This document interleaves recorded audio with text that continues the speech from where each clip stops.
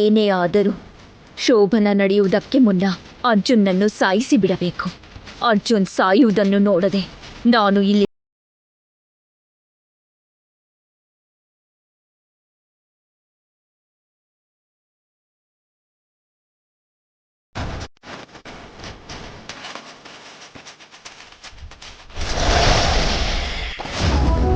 ಏನಕ್ಕ ಹೂವಿನಾರ ಇನ್ನೂ ಕಟ್ಟಿಲ್ಲ? ಏನಾಯ್ತು? ಮುಗಿತಾ ಬಂತೆ ಆದಿತ್ಯ, ಆದ್ರೆ ದಾರ ಮುಗ್ದೋಗೈತೆ. ಅಯ್ಯೋ ಲೋ ಚಿರು, ಹೋಗ್ ದಾರ ತಗೊಂಡ್ ಬಾ. ಆಯ್ತು ಅಪ್ಪ.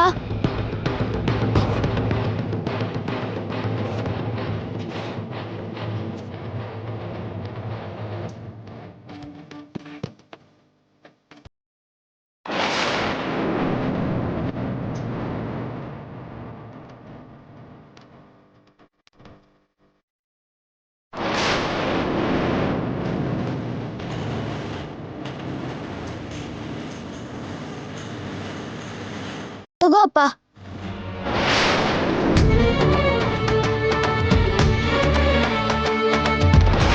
ಆದಿತ್ಯ, ರೂಮ್ ಎಲ್ಲ ಡೆಕೋರೇಷನ್ ಆಗಿದೆ. ಹೌದು ಬ್ರದರ್, ಇನ್ನೇನ್ ಮಾಡ್ಬೇಕು? ನನಗೊತ್ತಿರೋ ಹಾಗೆ ಎಲ್ಲ ಆಗೋಗಿದೆ. ಒಂದ್ಸರಿ ಅಜ್ಜಿನ ಕೇಳ್ಬೇಕು. ಅಜ್ಜಿ,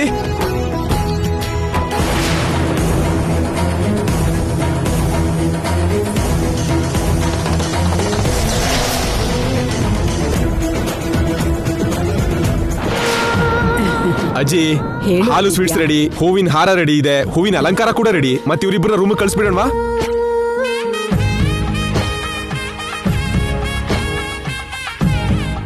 ಏನೋ ಕಳ್ಸೋದು, ಇನ್ನ ತುಂಬಾ ಶಾಸ್ತ್ರಗಳಿವೆ. ಮೊದ್ಲು ಇವರಿಬ್ರು ಕೈಯಲ್ಲಿ ಶಾಸ್ತ್ರದ ಪ್ರಕಾರ ಉಂಗ್ರ ತೆಗಿಸ್ಬೇಕು. ಆಮೇಲೆ ಇವರಿಬ್ರು ಕೈಯಲ್ಲೂ ಹೂ ಚೆಂಡು ಆಡಿಸ್ಬೇಕು. ಅದಾದ್ಮೇಲೆನೆ ಎಲ್ಲಾನು. ಅಯ್ಯೋ, ಇಷ್ಟೊಂದು ಶಾಸ್ತ್ರ ಇದ್ಯಾ? ಹಾ, ಮತ್ತೆ ನಿಂದು ಶೋಭನ ಆಗಿದೆ ತಾನೆ? ಹೇಗ್ ಮಾಡಿದ್ರು ಅಂತ ಮರ್ತೋದ್ಯಾ ಬ್ರದರ್? ಮರ್ತ್ ಹೋಗಿಲ್ಲ ಅಂದ್ರೆ ಫ್ಲಾಶ್ ಬ್ಯಾಕ್ ಓಪನ್ ಮಾಡ್ಕೊಂಡ್ರೆ ಸಾಕು, ತಲೆಯಲ್ಲಿ ಹಳೆದೆಲ್ಲ ಓಡ್ತಾ ಇರುತ್ತೆ ಬ್ರದರು. ಅಮ್ಮ ಕೌಸಲ್ಯ, ಹಾರ ಉಂಗ್ರ ಎಲ್ಲ ರೆಡಿ ಮಾಡಮ್ಮ. ಹೋಗು. ರೆಡಿ ಮಾಡ್ತೀನಿ ಅಜ್ಜಿ.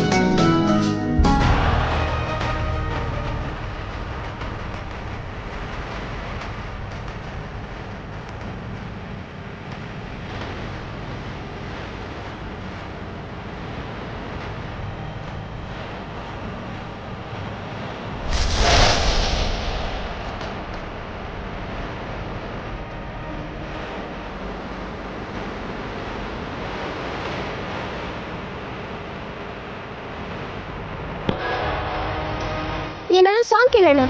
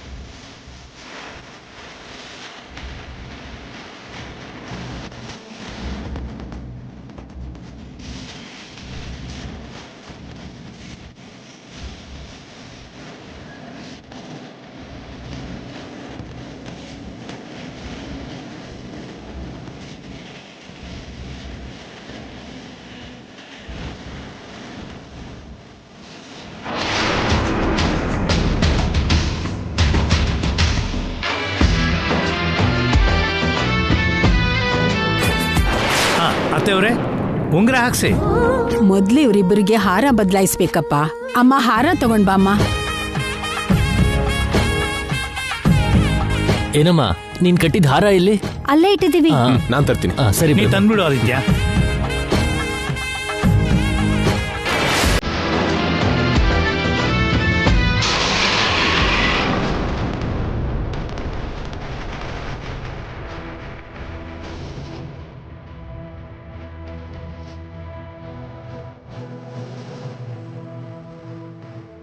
ಕೆಳಗ್ ಬಿದ್ದಿರೋ ಹಾರ ಹಾಕ್ಬಾರ್ದಲ್ವಾ?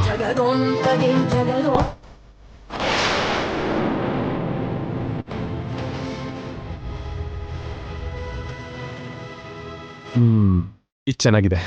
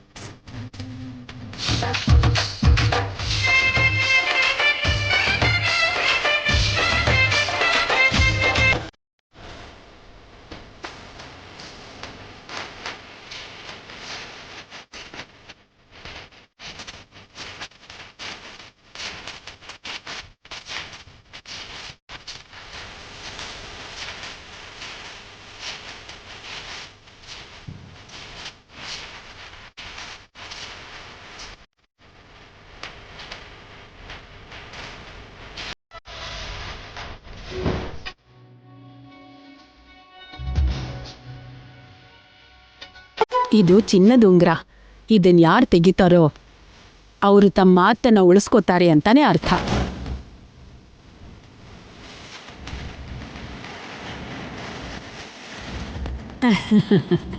ಹಾಕ್ತಾ ಇದ್ದೀನಿ. ನಿಲ್ಲು ನಿಲ್ಲು ನಿಲ್ಲು.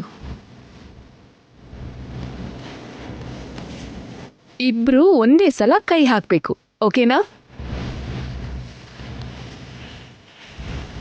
1 2 3.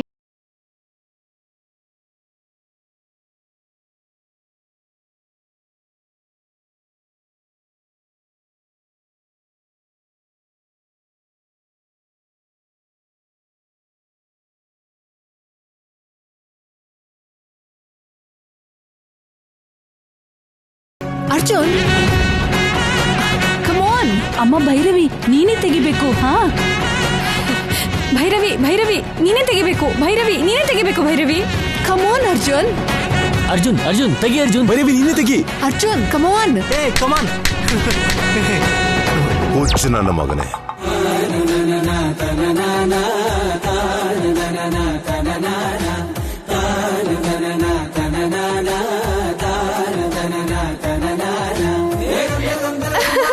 ನಾನೇ ಗೆದ್ದಿದ್ದು.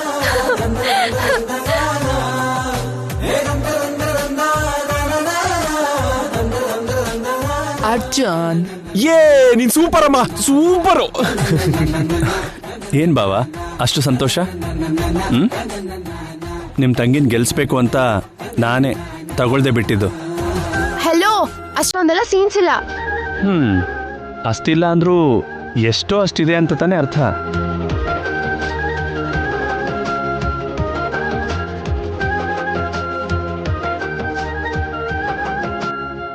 ಇದು ಬೆಳ್ಳಿ ಉಂಗ್ರ.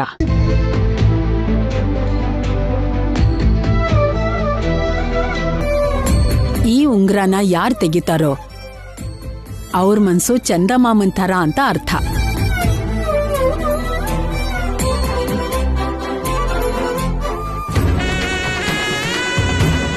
ಭೈರವಿ ನೀನೇ ತೆಗಿ. ಅರ್ಜುನ್, ಅರ್ಜುನ್ ಇದನ್ನಾದ್ರೂ ತೆಗಿ ಅಟ್ಲೀಸ್ಟ್. ವೆರಿ ಗುಡ್, ಕಮಾನ್. ಈ ಸರಿ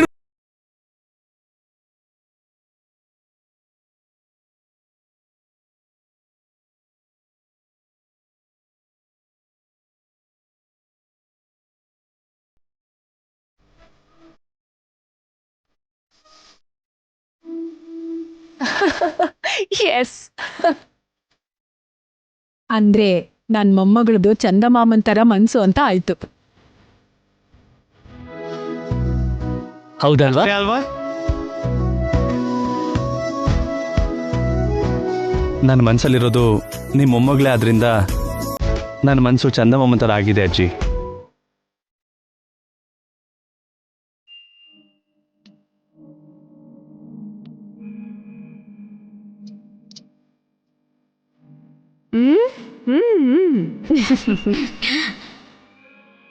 ಇದು ತಾಮ್ರದ ಉಂಗ್ರ.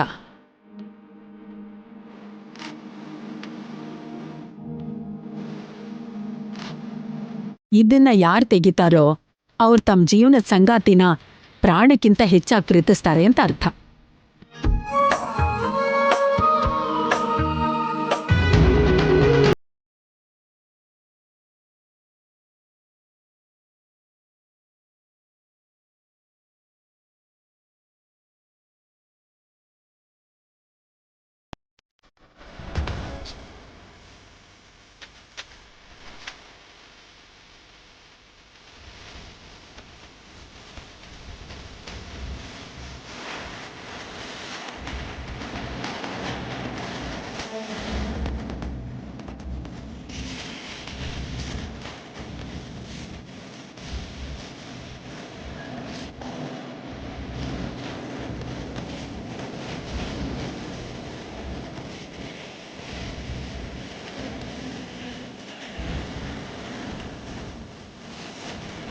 ಭೈರವಿ ಭಾವ ನೀವಿಬ್ರು ಗೆದ್ದಿದ್ದೀರಾ.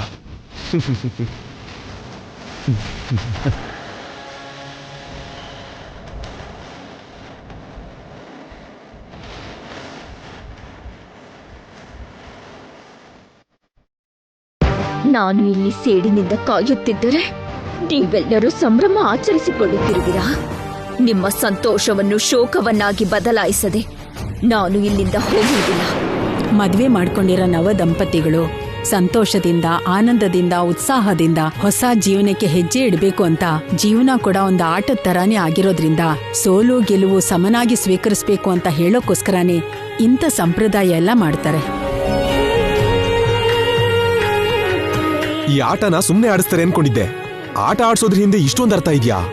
ಅಷ್ಟೇ ಅಲ್ಲ ಆದಿತ್ಯ, ಅವ್ರೆಂಥವರೇ ಆಗಿರ್ಲಿ ಸಂಕೋಚ, ನಾಚಿಕೆ, ಭಯಗಳನ್ನ ಪಕ್ಕಕ್ಕಿಟ್ಟು ಒಬ್ರಿಗೊಬ್ರು ಬೇಗ ಅರ್ಥ ಮಾಡಿಕೊಂಡು ಸ್ನೇಹಿತರ ಥರ ಬದಲಾಗಿ ಇಬ್ಬರನ್ನು ಒಂದುಗೂಡಿಸೋದು ಆಟದಲ್ಲಿ ಮಾತ್ರ ಕಣೋ. ಅದಕ್ಕೆ ಹೊಸ ದಂಪತಿಗಳಿಂದ ಈ ಆಟ ಆಡಿಸೋದು. ನಾನೇನೋ ಅನ್ಕೊಂಡಿದ್ದೆ, ನೀವು ದೊಡ್ಡವರೆಲ್ಲ ಚೆನ್ನಾಗಿ ಯೋಚನೆ ಮಾಡೇ ಇದೆಲ್ಲ ಇಟ್ಟಿದ್ದೀರಾ ಅಂತ ಈಗ ಚೆನ್ನಾಗಿ ಅರ್ಥ ಆಯ್ತು ಅತ್ತೆ. ಪದ್ಧತಿ, ಸಂಪ್ರದಾಯ, ಕಟ್ಟುಪಾಡುಗಳು ಇವೆಲ್ಲ ಮಾಡಿಟ್ಟಿರೋದು ಅದಕ್ಕೇನಪ್ಪ. ಅರ್ಜುನ್, ಇನ್ನು ನೀವು ಆಡ್ರಪ್ಪ.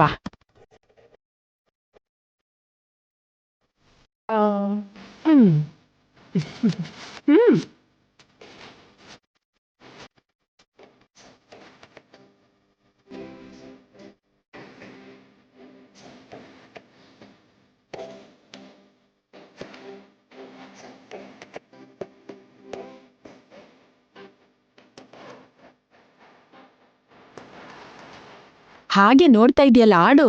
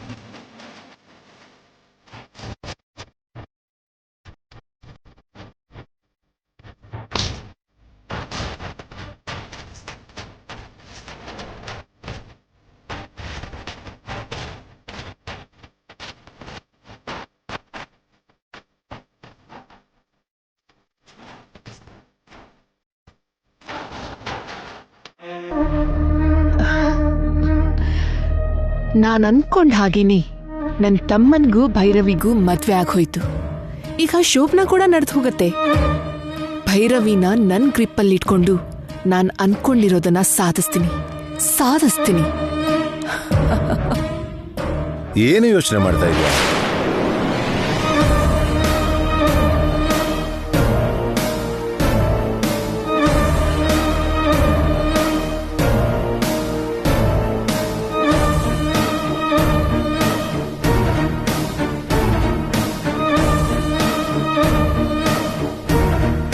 ನಿನ್ನ ತಮ್ಮನಿಗೆ ಭೈರವಿಗೆ ಮದುವೆ ಆಗೋಯ್ತು ಅಂತ ನೀನೇನೋ ಸಾಧಿಸ್ಬಿಡ್ತೀಯ ಅಂತ ಕನಸುಗಳು ಕಾಣ್ತಿದ್ಯಾ? ನಾಗಮ್ಮ ನಿನ್ನ ತಮ್ಮನ್ನ ಸಾಯಿಸ್ತೀನಿ ಅಂತ ಶಪಥ ಮಾಡಿದಾಳೆ. ಆ ವಿಷಯ ಮರ್ತು ಹೋಗಿದ್ಯಾ? ಮದ್ವೆ ಮನೇಲಿ ನನ್ ತಮ್ಮನ್ನ ಸಾಯಿಸ್ಬೇಕು ಅನ್ಕೊಂಡಿದ್ದ ನಾಗಮ್ಮನ್ನ ಭೈರವಿ ಹೇಗ್ ತಡದ್ಲು ಅಂತ ನೋಡಿದ್ಯಲ್ಲ, ಆ ವಿಷಯ ಮರ್ತೋಗಿದ್ಯಾ ಅನ್ಸತ್ತೆ. ಒಂದು ಸಲ ತಪ್ಪಿಸ್ಕೊಂಡಿದ್ದಾನೆ ಅಂದ್ರೆ ಪ್ರತಿ ಸಲ ಹಾಗೆ ಆಗೋದಿಲ್ಲ. ಕನಿಕರ ತೋರಿಸಿ ಜೀವ ಭಿಕ್ಷೆ ಹಾಕೋಕೆ ನಾಗಮ್ಮ ಮನುಷ್ಯಳಲ್ಲ, ಸರ್ಪ ಜಾತಿಗೆ ಸೇರಿದವಳು. ಸರ್ಪಗಳು ಒಂದು ಸಲ ಸೇಡಿಟ್ಕೊಂತು ಅಂದ್ರೆ ಪಾತಾಳದಲ್ಲಿದ್ರೂ ಬಿಡಲ್ಲ, ಸೇಡ್ ತೀರ್ಸ್ಕೊಳಕ್ಕೆ ಕಚ್ಚಿ ಸಾಯಿಸ್ಬಿಡುತ್ತೆ. ಆ ವಿಷಯ ಮರ್ತು ಹೋಗ್ಬೇಡ. ಭೈರವಿನ ನನ್ನ ಮಗನ ಕೊಟ್ಟು ಮದುವೆ ಮಾಡಿಸ್ತೀನಿ ಅಂತ ಮಾತು ಕೊಟ್ಟೆ, ನನಗೂ ಮೋಸ ಮಾಡಿದೆ. ನನಗೆ ನೀನು ಮೋಸ ಮಾಡಿದ್ದಕ್ಕೇನೆ ಇವತ್ತು ನಿನ್ ತಮ್ಮನಿಗೆ ಸಾಯೋ ಪರಿಸ್ಥಿತಿ ಬಂದಿರೋದು. ನಿನ್ನ ತಮ್ಮ ಸಾಯೋದು ಖಚಿತ. ಅವನ್ ಸತ್ ಮೇಲೆ ಅವನು ಅಂತಿಮ ಕಾರ್ಯಗಳು ಪೂರ್ತಿಯಾಗೋಕ್ ಮುಂಚೆನೆ ಭೈರವಿ ಕುತ್ತಿಗೆಗೆ ನನ್ನ ಮಗನ ಕೈಯಲ್ಲಿ ತಾಳಿ ಕಟ್ಟಿಸ್ತೀನಿ. ಆಗ ನನ್ನ ಮಗ ಈ ಮನೆಗೆ ಅಳಿಯ ಆಗ್ತಾನೆ, ನಾನು ಈ ಊರಿಗೆ ಅಧಿಪತಿ ಆಗ್ತೀನಿ.